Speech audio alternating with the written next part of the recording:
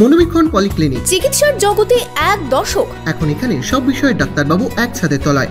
Phone করুন 7477799515 এই নম্বরে।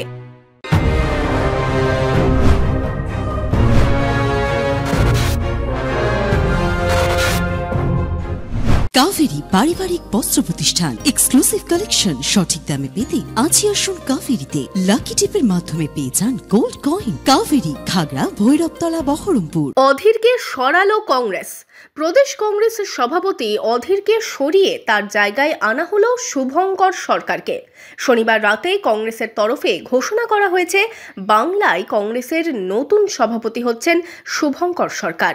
শুভঙ্কর বরাবরই রাহুল গান্ধীর ঘনিষ্ঠ বলেই পরিচিত।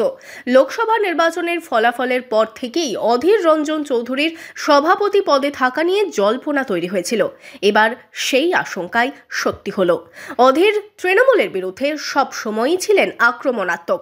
যদিও জাতীয় রাজনীতির ক্ষেত্রে কংগ্রেস ও তৃণমূল জোটে রয়েছে, এবার সেই অধীরকে সরিয়ে দিয়ে তৃণমূলকে কি বার্তা দিল কংগ্রেস তা নিয়ে রাজনৈতিক মহলে জল্পনা শুরু হয়েছে।